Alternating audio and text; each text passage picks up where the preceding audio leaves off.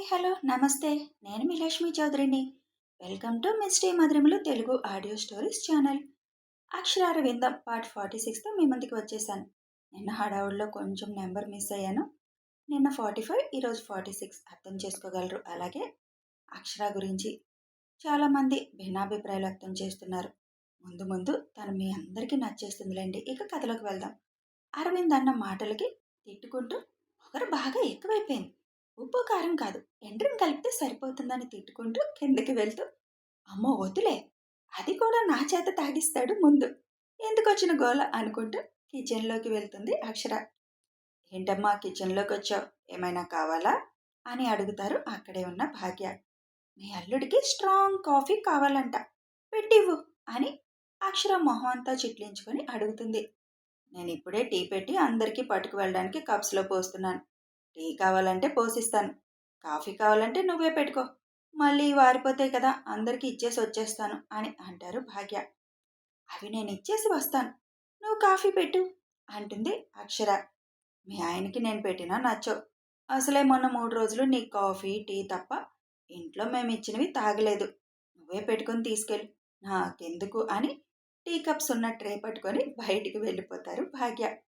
అందరూ కలిసి నాటకాలు ఆడుతున్నారు అని పళ్ళు నూరుకుంటూ పాలు పొయ్యి మీద పెట్టి అవి వేడవగానే కాఫీ కలుపుతుంది అక్షర. పంచదార ఎక్కువ వేద్దామని కూడా మళ్ళీ నా చేత తాగిస్తాడు ఆ అరగుండు అనుకొని తనకు కూడా ఒక కప్పులో కాఫీ పోసుకొని పైకి తీసుకొని వెళ్తుంది అక్షర. వెళుతున్న అక్షరని చూసి, అబ్బో మొగుడి కోసం కాఫీ పట్టుకెళ్లే స్టేజ్కి వచ్చిందే అని అంటారు నవ్వుతూ సావిత్రమ్మ.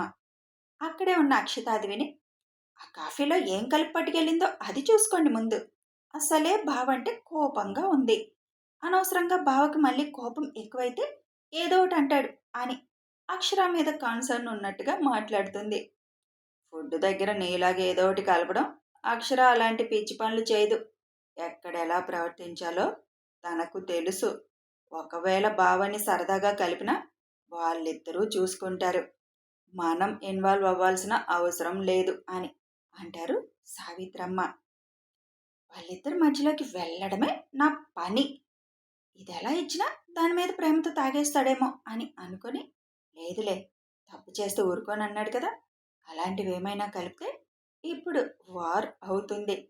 బావ మీద కోపంతో నాకు తెలిసి పంచదార అయినా ఎక్కువే వేసి ఉంటుంది, బావకి స్వీట్ అస్సలు నచ్చదు కదా అని నవ్వుకుంటూ పైకి చూస్తూ ఉంటుంది అక్షిత. కాఫీ పట్టుకు వెళ్ళి అరవింద్ ముందు పెడుతుంది అక్షర.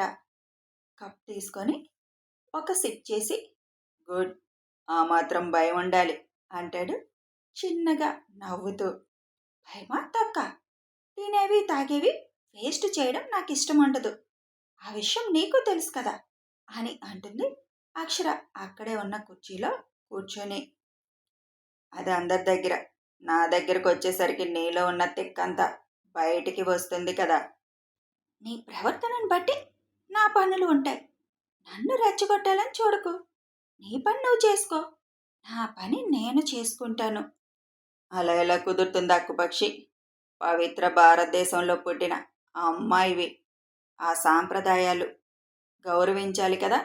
భర్తకి భార్య చేసే పనులేంటో తెలిసి పనులు చేయకపోతే తప్పు.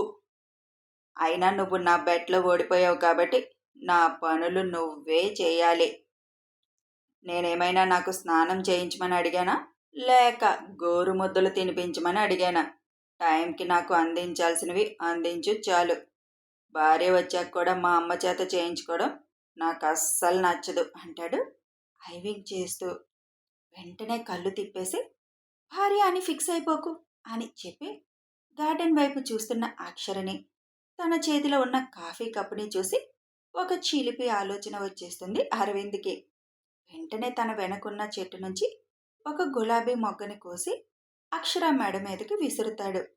అది గులాబీ మొగ్గ అవడంతో గుచ్చుకున్నట్లయి ఏదో కుట్టిందన్న ఆలోచనతో కాఫీ కప్పు అరవింద్ పక్కనే ఉయ్యాల బల్ల మీద పెట్టి మెడ మీద రబ్ చేసుకుంటుంది అక్షర. తన కప్పు కూడా అక్కడే పెట్టి, ఏమైంది అని ఏమీ తెలియనట్టుగా అడుగుతాడు. ఏం లేదులే అని పైకి చూస్తుంది. సీలింగ్ అంతా మనీ ప్లాంట్, ఇంకో క్రోటన్ మొక్క మొత్తం అల్లించేసి ఉండడంతో ఏదైనా పురుగు పడిందా అందులో నుంచి అని డౌట్తో చూస్తుంది. అక్షరాల తల పైకెత్తగానే అక్షర తాగిన కాఫీ కప్పు తను తీసుకొని తాగడం మొదలు పెడతాడు అరవింద్. ఏమైంది అని అడిగితే ఏం చెప్పకుండా అలా పిచ్చిదానిలాగా పైకి చూస్తావేంటి అని అరవింద్ చిన్నగా నవ్వుకుంటూ అడుగుతాడు. కాఫీ కప్ తీసుకున్నప్పుడే కింద పడిన గులాబీ మొగ్గని కూడా కాలితో పక్కకి తోసేస్తాడు అరవింద్. ఏం లేదులే అని కప్పు తీసుకొని కాఫీ తాగుతూ అక్కడి నుంచి లోపలికి వెళ్ళిపోతుంది అక్షర. అరవింద్ చిన్నగా నవ్వుకుంటూ ఇష్టంగా అక్షర ఎంగిల్ చేసిన కాఫీ తాగుతాడు. తను తాగుతుంది తన బావ ఎంగిలి అని తెలియక కాఫీ మొత్తం తాగేసి కిందకి వెళ్తూ అరవింద్ తాగిన కప్పు కూడా తీసుకువెళ్ళడానికి వస్తుంది. కాఫీ తాగేసి ఉయ్యాల బల్లకి వెనక్కి ఆనుకొని కళ్ళు మూసుకొని ఏదో ఆలోచిస్తున్న అరవింద్ని చూసి కప్ తీసుకొని సైలెంట్గా కిందకి వెళ్ళిపోతుంది. ఏదో ఒక వాదన అవుతుంది అనుకుంటూ ఎదురు చూస్తున్న అక్షితకి ఖాళీ కప్పులతో కిందకి వస్తున్న అక్షరాన్ని చూడగానే అంటే ఇదేం కలపలేదా అని చికాకుగా అనుకుంటుంది. ఫ్రెండ్స్ని ఇన్వైట్ చేసే క్రమంలో నరేష్ వాళ్ళ ఇంటికి వెళ్తారు దేవి, ధర్మ గారు వాళ్ళు. మమ్మల్ని కూడా స్పెషల్గా ఇన్వైట్ చేయాలా ఆంటీ? ఫోన్ చేస్తే సరిపోయేది కదా, ఇంత దూరం రావాలా అని అడుగుతాడు నరేష్. నిన్ను పిలవకపోయినా ప్రాబ్లం లేదు, మన ఇంట్లో మనిషిలాగా వచ్చేస్తావు, కానీ అమ్మా నాన్నని పద్ధతిగా పిలవాలి కదా అని బొట్టు పెట్టి కార్డు ఇచ్చి వ్రతానికి కూడా ఇన్వైట్ చేస్తారు నరేష్ వాళ్ళ పేరెంట్స్ని. అదంతా మొహం అంతా మార్చుకొని చూస్తూ కూర్చుంటుంది వసుమతి. ఏంటి వసుమతి అలా ఉన్నావు, నువ్వు కూడా రేపు వ్రతానికి రా అని వసుమతికి కూడా బొట్టు పెడతారు దేవి గారు. అలా ఎలా అరవింద్కి ఇష్టం లేకుండా పెళ్లి చేసేశారు ఆంటీ? ఏదో పొరపాటున పడి నుదురు మీద కుంకుమ పడితే బలవంతంగా పెళ్లి చేసేస్తారా? వాళ్ళకి ఇష్టం లేకుండా దానివల్ల వాళ్ళిద్దరూ కలిసి ఉంటారా అని తన ఉక్రోషాన్నంతా బయటపెట్టి అడుగుతుంది. అది దేవుడు చేసిన పెళ్ళి, అయినా వాళ్ళిద్దరికీ పెళ్లి చేయాలని మేము ముందే నిర్ణయించుకున్నాం. ఎలాగైనా వాళ్ళిద్దరికీ పెళ్లి చేసేవాళ్ళం. దేవుడి కళ్యాణంలో పెళ్ళి అవ్వడం వాళ్ళ అదృష్టం. వాళ్ళిద్దరికీ ముడివేశాడు దేవుడు. ఎప్పుడో ఎలా జరగాలో అలాగే జరుగుతుంది. అరవింద్ ఇష్టపడే పెళ్లి చేసుకున్నాడు, ఇష్టం లేదని నువ్వెలా అంటావు? ఇక వాళ్ళిద్దరూ బంధాన్ని ఎలా నిలబెట్టుకోవాలో తెలిసిన వాళ్ళే.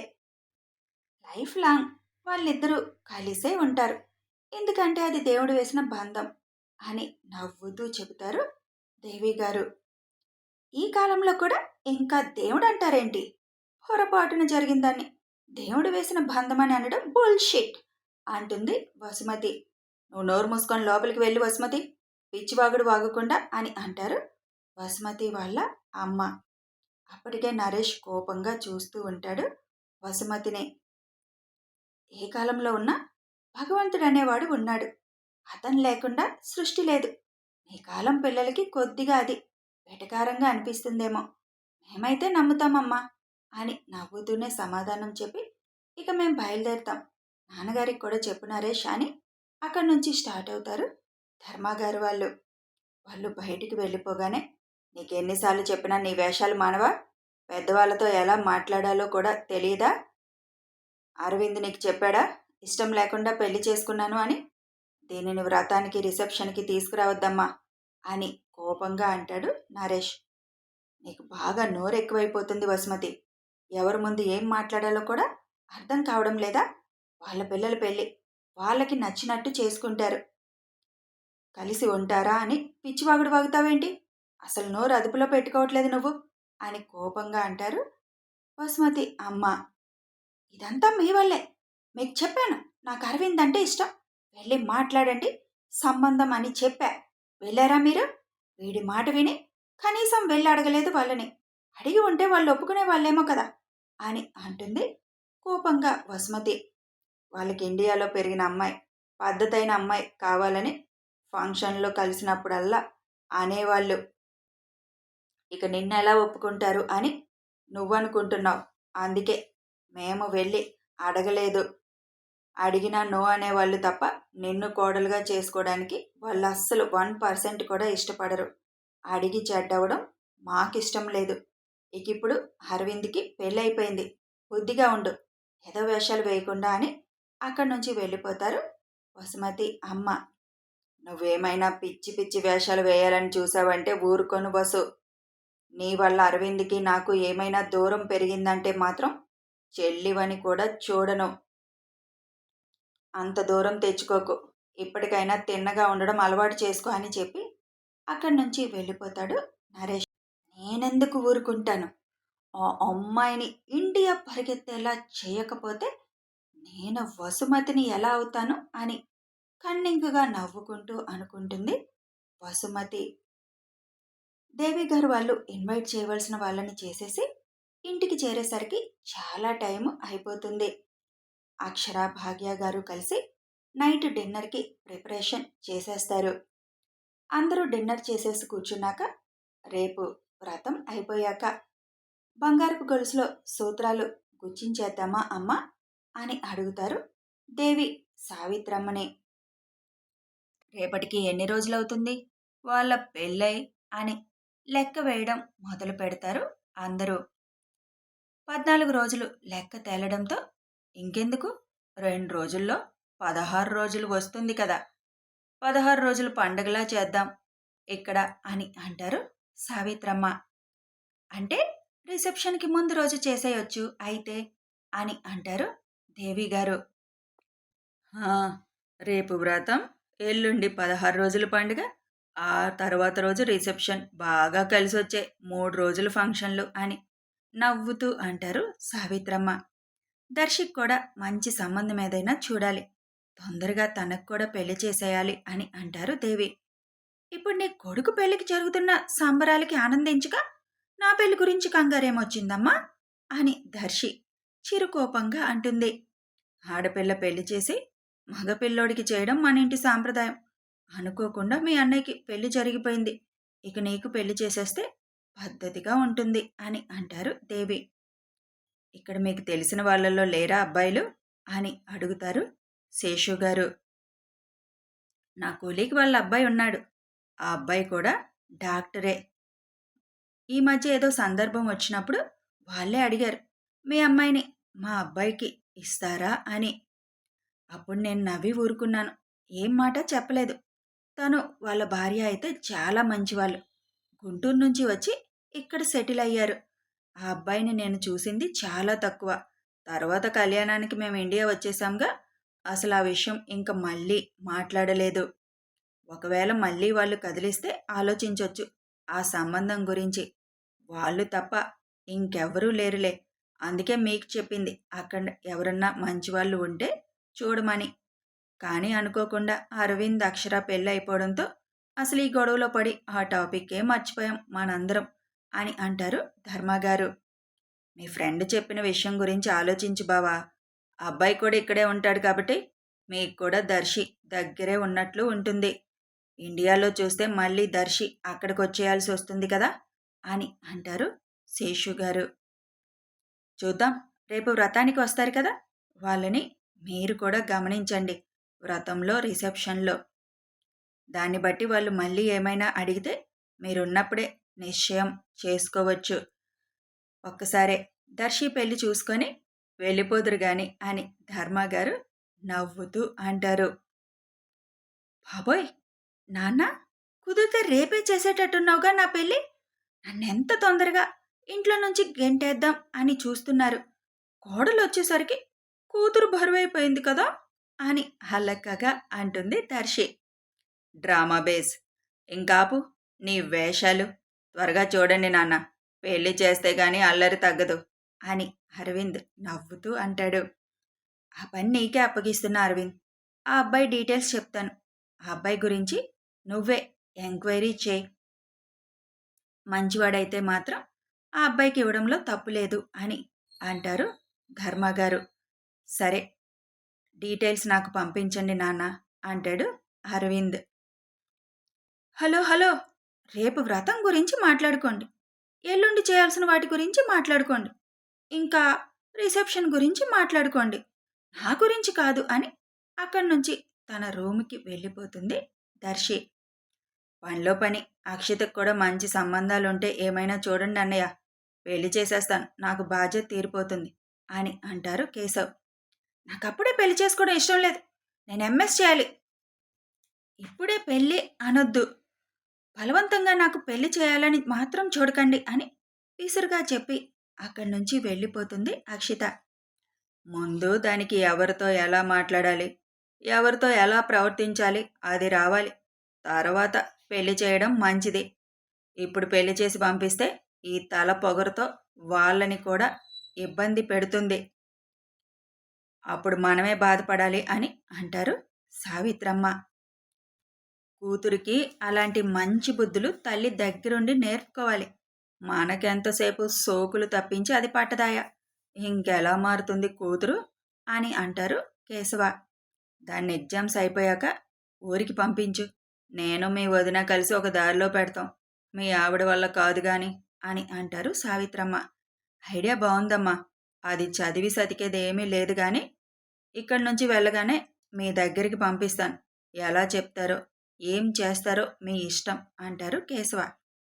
వీళ్ళ పిచ్చి గాని అది అమెరికా రావాలని కలలు కంటుంటే అక్కడికెందుకు వెళ్తుంది అని అనుకుంటుంది అక్షర. చాలా టైం అయింది. ఇంక వెళ్ళి పడుకోండి అందరూ. రేపు ఉదయాన్నే లేవాలి కదా అని అంటారు ధర్మగారు. అక్షర అరవింద్తో నేను ఒక 5 నిమిషాలు మాట్లాడాలి. మీ అందరూ వెళ్ళి పడుకోండి అని అందరినీ పంపించేస్తారు సావిత్రమ్మ.